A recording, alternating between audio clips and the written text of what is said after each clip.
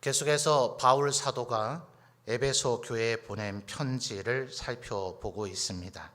이제 거의 편지의 마지막 부분을 향해 가고 있죠. 우리는 지난 5장 22절에서부터 오늘 우리가 읽은 본문까지 5장 22절에서 33절까지는 부부의 관계를, 그리고 지난 시간에 살펴봤던 6장 1절에서 4절까지는 부모와 자식의 관계를, 그리고 오늘 5절에서부터 9절까지는 종과 상전의 관계, 이것이 그 어떤 위치에 있는 사람이든지 간에 우리가 맺고 있는 수많은 인간관계 가운데 가장 기본 골격이 되는 세 개의 인간관계라 그랬습니다. 부부와 부모, 자식과 그리고 종과 상전. 나머지 인간관계는 이 관계에 준하고 이 관계가 변형되어진 관계라 해도 과언이 아닐 정도로 이 세 개의 관계에서의 삶의 원칙만 제시를 해주면 우리가 살아가면서 겪게 되는 수많은 인간관계에서 어떤 자세를 취하고 살아야 할지 스스로 응용하고 적용하면 답이 나올 일이다 하는 겁니다. 자, 그런데 이게 지금 한 발짝 이렇게 물러나 생각을 해보세요. 여러분이 이것이 하나님의 말씀이다, 무조건 듣자, 무조건 믿자, 무조건 따르자, 그렇게 마음 먹는 거야 쉽죠. 실제 그렇게 안 하니까 문제죠. 그러니까 애초부터 그렇게 잘 안 할 거면서 무조건 그렇게 단순하게 생각하지를 말고 한 발짝 물러나서 약간 비판적인 시각으로 이 성경 구절을 한번 바라보세요. 이게 지금 말이 되는 소리입니까? 가당키나 한 얘기예요. 현대 지금 21세기에도 지금 이 일들이 잘 이루어지지 않는데 당시 로마 제국 치하 아니에요. 로마 제국 치하에서 사실은 종 같은 것들쯤이야 죽여도 누가 몰라요. 종이 왜 죽었는지 정말 거기에 무슨 요즘처럼 사망 진단서를 검사가 가서 검안을 하겠어요? 왜 죽었는지, 요 주인이 자기가 때려 죽여놓고도, 사위가 살해해 놓고도 내 종이 죽었는지 안 죽었는지 남에게 설명해야 될 이유는 뭐며 알려줘야 될 이유는 뭐고, 안 보인다고 해서 그 종이 안 보인다 해서 그 주인에게 누가 물을 일이 뭐예요? 인권요? 그 인권을 유린하고 특히나 여종들 같은 경우에는 끔찍한 일을 겪는다 한들 누구에게 호소할 것이며, 오히려 주인의 허락 없이 도망간 노예들이라 해서 오히려 학살을 당하게 되죠. 오죽하면 세계사의 유명한 사건 아닙니까? 여러 번 영화화되기도 했죠. 스파르타커스의 반란. 얼마나 노예들, 종들을 혹독하게 대했으면, 사실은 로마라고 하는 제국 자체가 하나의 도시에서부터 시작을 해서, 그러니까 로마라는 도시에서 시작했기 때문에 국가 이름도 로마죠. 지금이야 우리가 생각할 때는 이탈리아 반도라고 불리는 국가 이름 이탈리아 안에 있는 모든 사람들은 스스로 로마인이라고 생각했을 것 같지만 천만의 말씀요. 신성 로마 제국 시대를 거쳐서 독일이라는 국가가 출현할 때까지도 근대 이탈리아는 아예 없었죠. 나폴리 공화국이네, 시실리 공화국이네, 스스로 혹은 제노바네, 이렇게 다들 전부 다 자기들의 그 지역이 가장 뛰어난 줄 알았지 뭘 자기가 로마인이라고 생각했겠어요.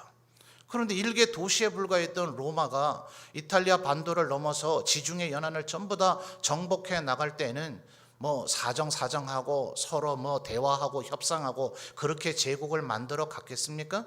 로마인들에게는 오직 힘이고 정입니다.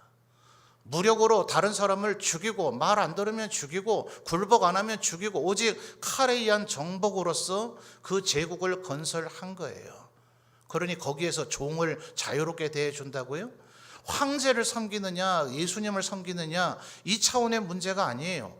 로마라고 하는 제국 자체가 형성되어지고 지탱되어지고 유지되어지는 것 자체가 무력으로, 힘으로, 칼로 남을 억압하고 그걸 짓밟고 위에 서야 국가가 지탱이 되는데, 예수라고 하는 유대의 청년이 가르치기를 뭐라 그래요? 오른뺨을 대리면 왼뺨도 돌려대라 하고요. 오리를 가져가면 심내를 가라 하고요. 겉옷을 내놓으라 하면 속옷까지 주라 하는 그런 가르침이 로마 제국에 퍼지면 이 로마 제국 자체가 붕괴입니다. 붕괴. 계속해서 영토가 넓어지면 넓어질수록 로마의 군단을 만들어서, 그러니까 그 로마 제국의 군인으로서 군단으로서 협력하면 이방 지역이지만 빌립보 로마 시민권을 주는 거예요. 자유도시로 인정을 해주는 거예요. 세금을 걷어들이지 않는 거예요. 대신에 그 빌립보 영역 가까이에 있는 모든 지역을 로마 제국으로서 유지되도록 그들을 억압하고 통치하는 일을 감당을 해줘야 되는 거죠. 그래야 로마 제국 전체가 유지가 되는 거예요. 종은 무슨 종이에요? 지금 평민들조차도 로마 시민이 아닌 피정복민들, 유대인들 비롯한 헬라인 비롯한 아프리카인들, 모든 지역의 인들이 로마 제국의 통치에 복종하고 순종해야만 제국이 유지가 돼서 평민들조차도 로마 시민권자가 아니면 로마 제국의 통치와 그 행위에 복종하지 않으면 가혹하게 처벌하는 것이 로마의 법률이고 통치 방식이었는데 어떡하라고요? 종을 노엽게 하지를 말해요. 9절을 보십시오. 상전들아 너희도 그들에게 이와 같이 하고 위협을 그치래요. 이게 지금 말이 되는 소리냐고요. 당시에 로마의 시각에서 볼 때는 이 기독교인들이라 하더라도 에베소인들이라 하더라도 그 누구든 이 에베소에 보냈던 편지를 읽게 되는 초대교회의 어느 지역 출신의 그 어떤 유대인이든 이방인이든 모든 성도들이 그 당시 사회상을 모르는 우리라면 모르겠지만 그 당시의 사회상을 알고 있는 사람들에게는 이건 정말이지 말도 안 되는 소리예요. 오늘날에도 이게 되겠냐고요. 됩니까? 부의 대물림에 의해서 부자는 늘 부자가 되고 가난한 자는 늘 가난한 자가 되고 사장님은 늘 사장님이 되고 노동자는 늘 노동자가 돼야 돼서 철저히 복종해도 직장을 유지할까 말까 하는데 어디 지금 종들이 상전들에게 이런 거 요구해가 되겠어요? 나를 왜 위협합니까? 나에게 왜 정당한 대우를 해주지 않습니까? 왜 일을 이만큼 많이 시켜놓고 월급은 그거밖에 안 줍니까? 이런 거 요구하면 어떻게 돼요? 잘리고 해고당하고 사회에서 매장당하지 않으면 다행이잖아요. 지금도 그런 시대를 우리가 살아가고 있는데 고대 사회에서 이게 말이나 되는 소리냐고요. 여러분 바울 사도가 지금 이 얘기를 왜 할까요? 물론 1차적으로는 하나님께서 성령의 감동으로 바울 사도에게 이것이 나 여호와 하나님의 뜻이다. 그러니 에베소인들에게 이런 것을 전하여 가르치라 하셨으니 그렇겠지만 하나님께서 바울 사도에게 왜 이런 성령의 영감과 감동을 주셨을까요? 바울 사도는 구약 성경에 대해서 너무나 능통하게 잘 알고 있죠. 비록 다윗 솔로몬은 물론하고 열왕기의 모든 왕들조차도 제대로 순종하지 않았다 하더라도 구약 성경을 열심히 읽어서 알고 있는 바울 사도는 하나님의 뜻이 무엇인지를 정확히 알고 있거든요. 출애굽기 그리고 레위기 그리고 신명기에 나타나 있는 하나님께서 누누이 하셨던 말씀 말입니다. 인간 사회에서는 단 한 번도 구현된 적이 없는 오직 하나님의 그 뜻 말이에요. 그걸 지금 바울 사도가 알고 있기 때문에 이 얘기를 하는 거예요. 로마 제국이 이것이 가능한 사회라서가 아니라 이 21세기의 대한민국 아니라 미국 아니라 그 어느 사회에도 이 말씀이 구현될 수 있는 인간들의 세상이 그런 세상이라서가 아니라 하나님의 뜻이 이것이기 때문에 이것을 말하고 전하는 거예요. 하나님께서 출애굽기 20장에서 이스라엘 백성들에게 10가지의 계명, 10계명을 주실 때에 그 첫 마디, 첫 계명으로서 너는 나 외에 다른 신을 두지 말라라는 얘기를 하시기 전에 그 계명을 본격적으로 얘기하시기 전에 하나님이 어떤 분인가를 이스라엘 백성에게 뭐라고 얘기하시는지 아십니까? 나는 너희를 애굽의 종 되었던 가운데서 건져낸 하나님 여호와로라. 이스라엘 백성, 하나님의 백성들이 언제나 머릿속에 잊어버리지 말고 염두에 두어야 되는 것은 하나님 아니었으면 우리는 뭐였다고요? 종이었다고요. 이 전제가 지금 바울 사도에게 있기 때문에 이런 하나님의 뜻과 사상을 지금 얘기하고 있는 거예요. 그러니까 언제나 하나님의 백성이 된 자는 제발 이거를 까먹지 말아야 돼요. 아직도 내가 우리 집안이 조선시대에 무슨 먼 벼슬을 한 양반 집의 후손입네, 이런 거 읊어대는 분 아직 구원을 받지 못한 사람일 가능성이 대단히 높다는 걸 기억해야 됩니다. 우리는 본질상 진노의 자녀였고 종에 불과한 자였다. 그러니까 애초부터 내가 지금 나 사장이다, 내가 지금 회사 직원이 몇천 명이 되는 회사의 회장이다, 혹은 내가 재벌이다, 혹은 내가 시장이다, 내가 대통령, 그런 생각 다 버려야 돼요. 내 현재의 사회적 위치가 무엇이든 뭐였든 간에 나는 원래 종이었던 자였다. 이걸 하나님 앞에서 잊지 말아야 되는 거예요. 그래서 하나님께서 이스라엘 백성들에게 이 이야기를 하십니다. 네가 종이었던 것을 잊지 마라. 그러니까 이스라엘 사회에서도 종들이 있을 수 있죠. 그런데 지금 이 세상에 한 번도 출현하지 않은 시스템이에요. 말하자면 6년 단위의 사용자 계약에 불과합니다. 안식년이 그러하고 희년이 그러하고 그 경제 시스템과 똑같이 맞물려서 가요. 6년 동안 내가 당신을 사용하겠습니다. 나는 당신의 고용인이 되고 당신은 나의 피고용인이 됩니다. 라는 계약의 관계이지, 우리가 유교 조선시대에 익숙하게 경험했었던 혈통적인 신분적인 나는 양반 혈통이고 양반 집안이고 너는 원래부터 종놈이고 쌍놈인 그런 혈통이나 신분의 그런 개념이 전혀 아니라고요. 하나님께서는 말씀하시기를 너희 인생 모두는 나의 종임을 기억하라. 이게 하나님의 말씀이에요. 만약 너희들 가운데서 누군가를 종으로 삼게 된다면 6년 동안만 그를 부려먹을 것이고, 신명기에서 이렇게 표현합니다. 만약 종이 아닌 고용의 관계가 있을 수 있겠죠. 어떤 이에게 당신 나에게 와서 좀 일을 해 주십시오. 근데 하나님께서 그 부분에 대해서 설명을 할 때에 이 주인이 악한 주인인가 좋은 주인인가에 대해서 논평하지 않아요. 6년 동안 네가 종을 부려먹었다면 그 종이 아닌 다른 사람과의 관계에서는 예컨대 아마 하나님께서는 이 기본 정서를 이렇게 보시는 거예요. 종이 아닌 사람에게는 10가지의 일을 하고 10,000원을 줬다고 칩시다. 네가 주인이라면 너는 분명히 종에게 20가지 일을 시키고 10,000원도 안 줬을 것이다. 이걸 이미 전제해버려요.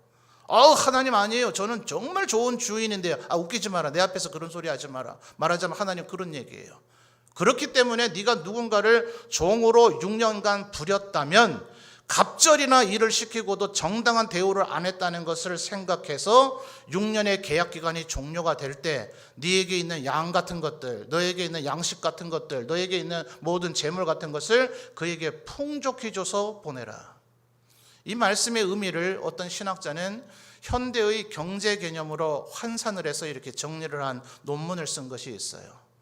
이 세상에 있는 그 어떤 퇴직금의 개념보다 후하게 주라는 것을 명령하고 계신다. 이해되세요?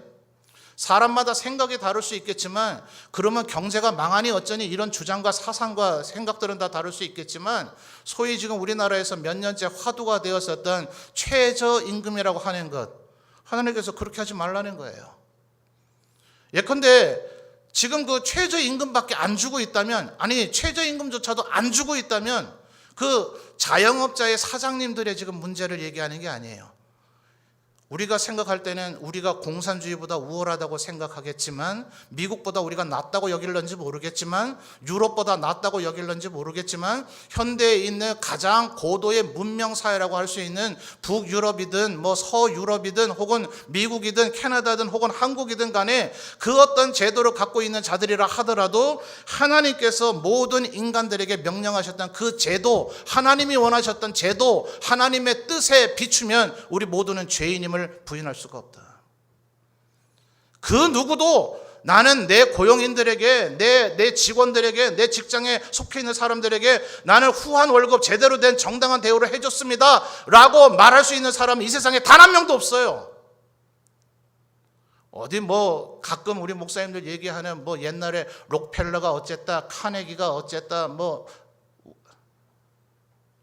헛된 기준 속에 바보 같은 생각 속에서 나오는 얘기입니다. 11조 아무리 많이 하면 뭐예요? 그가 부를 축적하는 과정 자체가 하나님 앞에 불의한 것을요. 모든 사람들에게 마땅히 주었어야 될 임금을 주지 아니하고 그것을 착취해서 자기가 모아들인 그 더러운 돈을 가지고 하나님 앞에 드리면 신명기와 출애굽기 율법에 분명히 얘기되어 있어요. 하나님 앞에 더러운 돈은 받지 않으신다. 벌어들이는 과정 자체가 하나님 앞에 정직하고 의로운 것이어야 하나님 앞에 드려질 예물이 되는 것이지, 요즘 현대적인 말로 돈 세탁해서 말이죠, 벌어들이는 과정은 아주 구차하고, 우리나라 그래서 제가 종종 얘기하는 속담 중에 가장 없어져야 될 속담 중에 하나가 개같이 벌어서 정승같이 쓴다는 거예요. 벌어들이는 과정은 개같이 벌어놓고 그 돈을 이렇게 세탁하고 저렇게 세탁해서 하나님 앞에 드려질 예물이라고 드리면, 아니요, 인간은 속고 목사는 좋아하고 혹시 교회 재정부는 좋아하실지 모르지만 하나님 앞에는 10원 한 장 연락된 바가 없다. 드리면 드릴수록 네 죄악을 스스로 고발해 드린 거죠. 내가 이렇게 1,000만 원어치 내가 범죄를 저질렀습니다, 다른 사람들의 고혈을 제가 이렇게 짜냈습니다 라고 하나님 앞에 지금 죄악을 등록시키고 있는 꼴밖에 안 되는 거죠. 그러니까 우리들이 얼마나 하나님 앞에서 우리 스스로가 겸손할 수밖에 없는가. 의롭습니까? 인간끼리의 잣대를 가지고 의롭다고 스스로 뻐기면 안 돼요. 하나님의 정신이 어디에 있는가. 6년간만 사용을 할 것이고 그 다음에는 돌려주라. 이 말의 개념에서 50년마다 돌아오는 희년이 있어요. 이 희년이 뭡니까? 부의 상속의 근절이에요. 근절. 그러니까 오늘날에 상속세가 좀 올라가면 발끈하는 사람들 전부 다 비성경적이죠. 하나님의 뜻을 모르는 거예요. 가끔 어쩌다 한 사람이 나는 자식들에게 재산을 상속하지 않겠습니다 라고 말하면 대단히 칭송받는 게 아니라 하나님의 법, 하나님의 뜻에는 그게 정상이에요. 그러니까 뭐 때문에 이게 지금 21세기 오늘의 우리의 사고에서도 이해가 안 되고 로마 시대의 사고에서도 이해가 안 될 것이, 아니 내가 지금 장군이고 내가 지금 황제고 내가 귀족이고 그러면 내 자식도 귀족이고 내 손자도 귀족이고 계속 귀족일 것이고 저놈은 어지간하면 계속해서 종놈이 될 것인데 내가 죄를 굳이 왜 잘해줘야 되지요? 아니요. 하나님께서는 50년이 되면 너희들의 모든 재정 상태를 원래대로 재세팅하라고 했단 말이에요. 그럼 앞으로 살아갈 50년 동안, 지난 50년은 우리 아버지와 내가 열심히 살아서 내가 주인의 역할을 하고 얘가 종이 됐을지 모르지만 요번 희년이 지나고 나서 앞으로 살다 보면 20년 30년 지나면 내가 게으르고 내가 나태하고 내가 불성실하고 내가 지혜롭지 못해서 내가 쫄딱 망해서 하나님께서 나에게 보장해 주셨던 것을 다 까먹어 버려가지고 이번에는 내가 요 사람의 종이 될지 모른다고요. 이 생각을 인간들이 안 하니까 이 말씀을 순종 안 하는 거예요.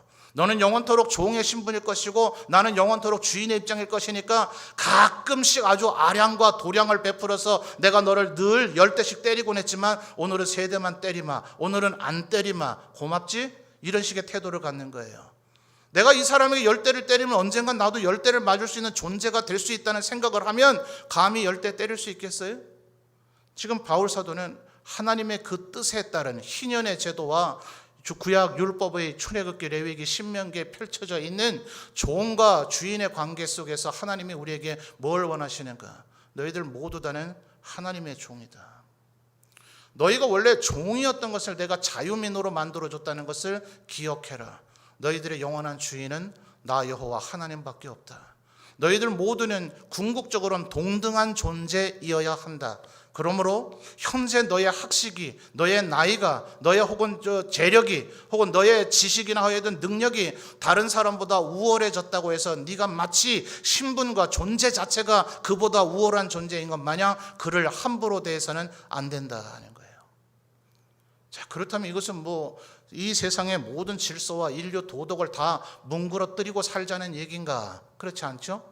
그래서 바울 사도는 이 근원적인 하나님의 뜻을 얘기할 뿐만 아니라 다른 서신서에서 이런 얘기를 합니다.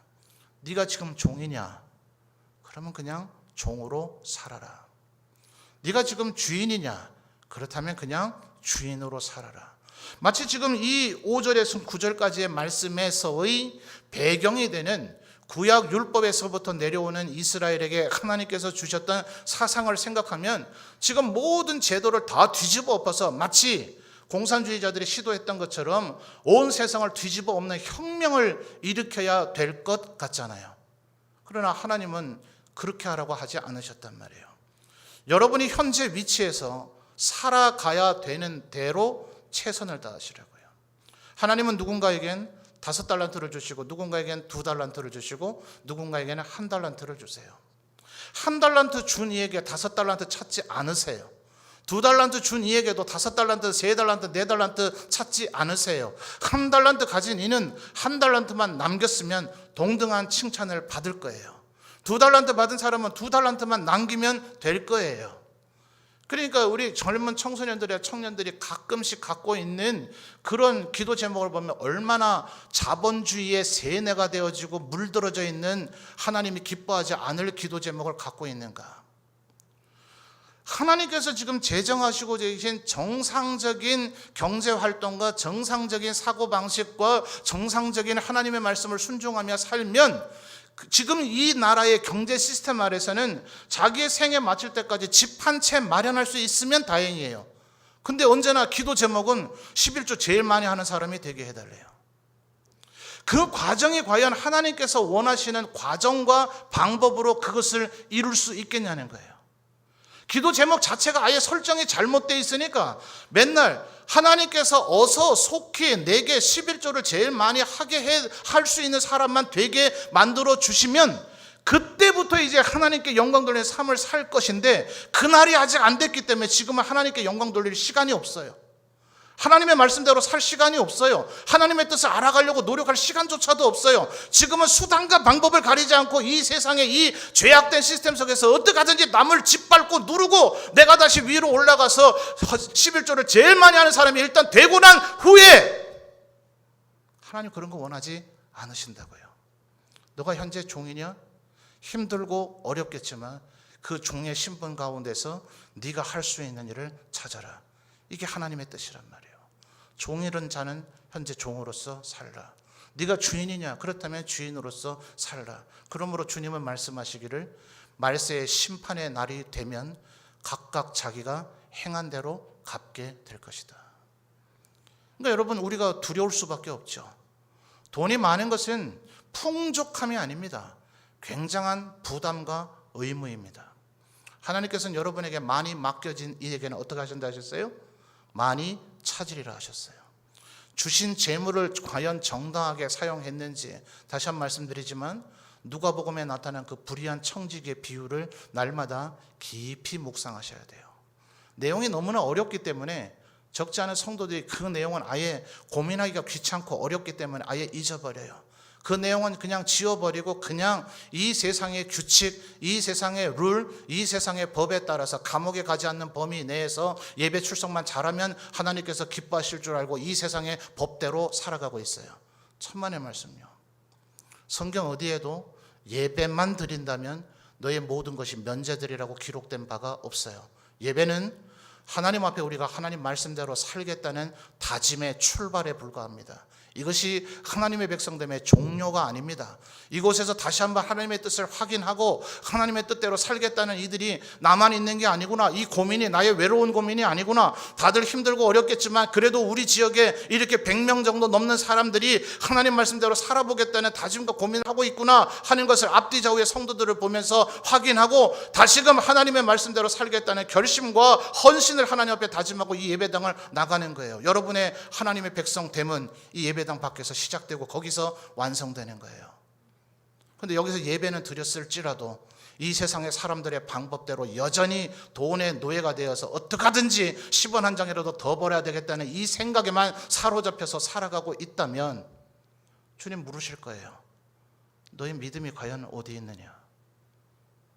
나는 예배당 안에서 너의 믿음을 보려는 것이 아니라 예배당 밖의 삶의 현장에서 너의 믿음을 보고자 했는데 그때 나는 본 적이 없다고 말씀하시지 않을까를 두려워해야 됩니다.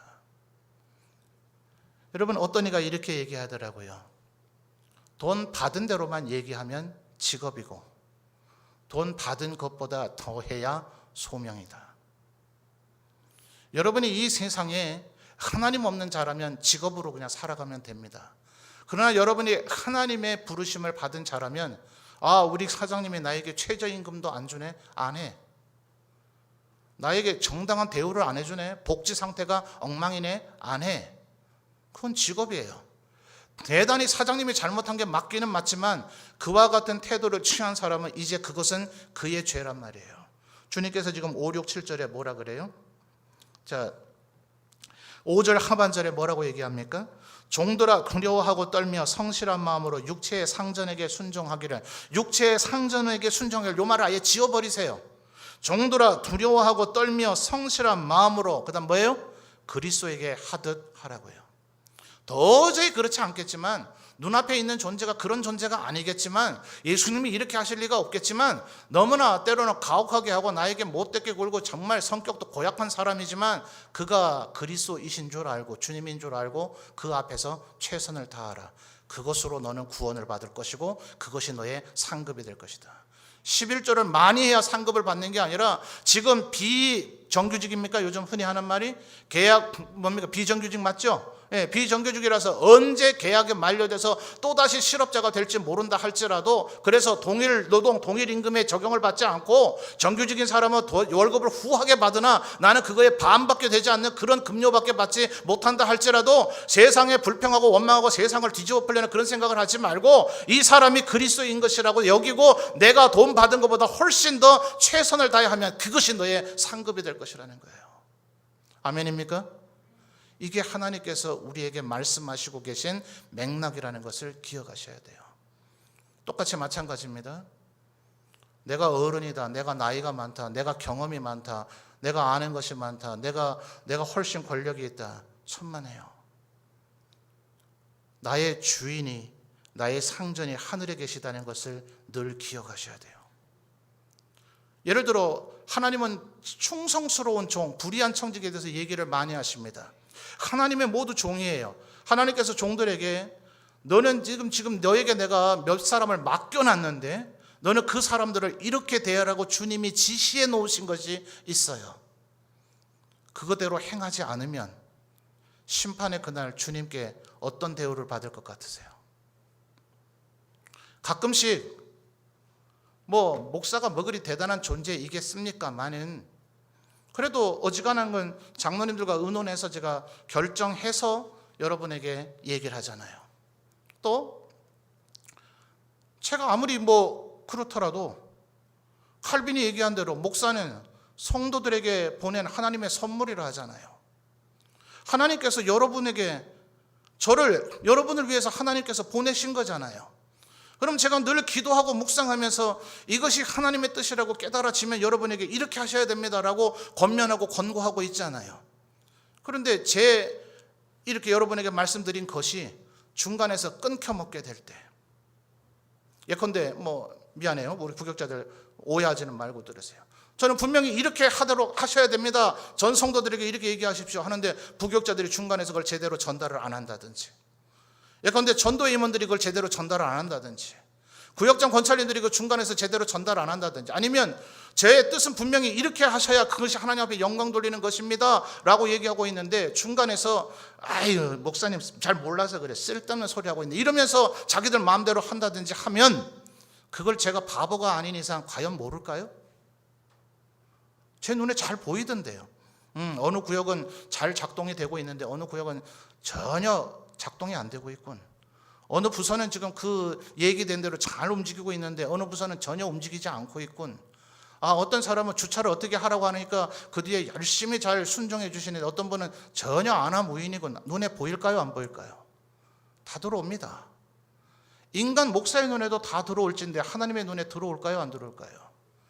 과연 하나님께서 우리 오전에 살펴본 대로 우리의 기도를 향무에 담아서 천사가 올려드려야만, 하나님께서 온 하늘을 다 조용히 해! 이렇게 하고 들으셔야만 우리의 기도를 다 겨우 이제 인지를 하시게 될까요?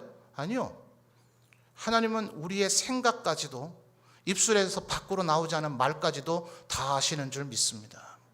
하나님께서 분명히 너는 그 누구도 위협하는 존재가 되지 마라, 원수까지도 그렇게 하지 마라, 그건 내가 알아서 그날이 될 때까지 해결해 줄 터이니까 너희가 이 세상에 살아갈 때 오직 해야 될 것은, 겉으로 드러내야 될 것은 빛으로 소금으로 내가 너희에게 보여준 것처럼 죽으라, 희생하라, 양보하라, 용서하라. 그것으로서 너희가 나의 백성임을 드러내 보이라.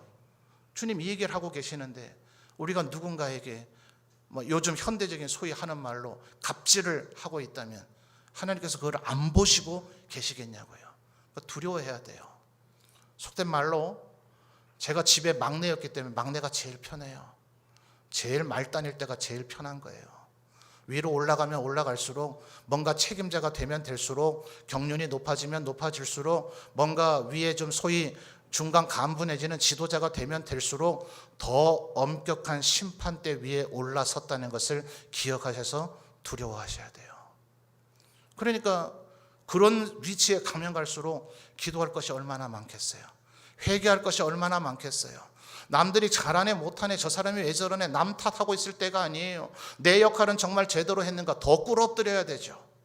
제일 말단에 위치하고 있는 사람은 한 5분밖에 기도할 게 없다 하더라도 점점 그 높은 지혜, 소위 세상적인 말로 상전에 위치해 있는 사람은 분명히 종에 위치해 있는 사람보다 하나님 앞에 회개할 게 하나라도 더 있으면 더 있죠. 이 사실을 지금 깨닫지 못하고 이해하지 못하는 사람은 하나님의 뜻이 뭔지 모르는 사람이에요. 그래서 지도자들에게 더 본을 보이라 하는 거예요. 내 역할이 과연 하나님 앞에 뜻에 지금 맞게 되어져 있는가? 여러분, 종종 제가 다른 본문과 다른 관련된 얘기를 설교할 때 말씀을 드립니다만, 과거에 조금 큰 교회 부교육자로 있을 때가 있었어요. 워낙 교회 규모가 크다 보니 교회 안에도 사장님들도 많이 계시고 교회 안에도 아르바이트나 직장을 찾는 애들도 참 많이 있더라고요. 그러니 뭐 사장님들도 좋은 직원, 이왕이면 우리 교회에 믿을 만한 훈련된 그런 직원을 데리고 맡겨놓고, 책임지고 맡겨놓고 일을 함께하면 얼마나 좋겠어요. 또 우리 청년들이나 청소년들도 정말 하나님의 뜻을 잘 이해하고 있는 좋은 사장님 만나면 얼마나 좋겠어요. 서로 직원 구해달라, 사장님 구해달라 매주 줍니다. 나중에 불평과 원망이 이만저만이 아니에요. 대부분 사장님들은 뭐 장로님이시든 권사님이시든 안수집사님이시든 이럴 거 아니에요. 청년들이 목사님 제가 시험 들었어요. 정말 그런 분인지는 몰랐어요. 교회에서 볼 때는 그렇게 경건하고 온유하고 의로우신 것 같던 그분이 얼마나 포악하고 성격 파탄자인 줄 알았어요. 얼마나 쫀쫀하고 얼마나 까탈스럽게 구는지요. 뭐 이런 원망이 한두 번이 아니에요. 젊은 세대들 너무 좋아하지 마세요. 젊은 세대는 잘했다는 게 아니에요. 그 사장님들은 저에게 뭐라 하는지 아세요? 목사님, 청년부 중고등부에서 애들 교육 좀 똑바로 시켜야 될 것 같아요. 얼마나 나약한지, 얼마나 무책임한지, 얼마나 인내하지 않는지. 차라리 세상에 예수 안 믿는 애를 데려다 쓰는 게 낫지, 저런 아무짝에도 쓸모없는 애들은 보다 처음 봅니다. 왜 그래요? 우리가 의외로 하나님의 은혜에 너무 젖어가지고 성실하지 않아요. 무책임해요. 그리고 근면하지 않아요. 성경 여러 곳에서 하나님의 백성된 우리들에게 책임 있게 행동하라, 성실하게 행동하라, 충성하라, 신중하라, 지혜로우라, 얼마나 많은 곳에서 우리에게 권면하고 있는지 몰라요. 그 모든 것이 종의 위치에 있든 상전의 위치에 있든 우리 모두가 마땅히 행해야 될 것이라 하는 것입니다. 여러분, 다시 한번 오전에 말씀드린 얘기들과 연결이 되겠습니다만, 이 세상은 완벽한 사회 조직이 될 수가 없습니다. 과연 이 민주주의 사회, 자본주의 사회보다 월등하게 뛰어난 사회 시스템을 인류가 고안해낼 수 있을까요? 어떤 것이 우리 인류의 미래에 펼쳐질 수 있을까요? 그러나 어떤 사회가 된다 하더라도 여러분 생각해 보십시오. 왕권 신수설이 주장되던 시절이 있었어요. 그때에는 의심의 여지가 없었어요. 왕은 자기가 잘나서 왕이 된 것이 아니라 왕은 하나님이 세우신다. 저 분이 왕이 되신 것은 하나님의 뜻이다. 우리는 뭐 죽으나 사나 저분에게 충성을 맹세하고 저분이 하라는 대로 죽으라면 죽고 이렇게 하는 것이 하나님의 뜻이다. 그렇게 여기던 시절이 있었어요. 오늘날의 우리의 시각에서 보면 말이 돼요? 어리석기가 그지없죠. 오늘의 지금 우리 시대가 하나님의 뜻을 완벽하게 구현하고 있는 세상이라는 생각, 그 편견과 아집을 버리셔야 돼요. 그러니까 성경을 제발 수박 껍데기 읽듯이 읽지 말고 그 본질 속에 있는 하나님의 뜻을 헤아려 아는 자가 되라고요. 그러니 시편 119편 18절에 뭐라 그래요? 내 눈을 열어서 주의 법에 기이한 것을 보게 하소서. 겨우 글자 이해하고 단어 뜻 이해하는 수준이 아니라 하나님께서 우리 인생들에게 무엇을 원하는지를 아신다면 지금 이 세상 이 민주사회의 대한민국의 1등 시민으로 표창장 받을 시민이라 할지라도 하나님의 뜻에 비추어 보면 내가 이 세상의 시스템에서는 최선을 다하고 있으나 하나님의 뜻에는 많이 부족하구나. 이것은 하나님의 뜻이 아니구나 하면서 이 세상이 우리에게 강제하지 않고 이 세상이 우리에게 규정하지 않는 우리의 자원함의 선행들이 우리에게 있어야 됩니다. 그래야 하나님의 뜻을 우리를 십자가의 보혈의 은혜로 우리를 구원해내신 하나님의 뜻을 이 세상 살아가는 가운데 구현해 낼 수가 있을 거예요. 기억하십시오. 우리는 하나님의 종들이며 하나님의 백성이며 하나님 앞에서 살아가고 있다는 것을 말입니다. 그리고 종말의 그날, 주님이 다시 오시는 그날, 금향로가 주님 앞에 바쳐진 그날, 주께서 이 땅에 강림하실 때 우리는 두려운 마음으로 우리를 평가받기 위하여 주님 앞에 서야 될 날이 있을 것이라는 걸 늘 마음속에 염두에 두시며 살아가시는 저와 여러분이 되시기를 바랍니다.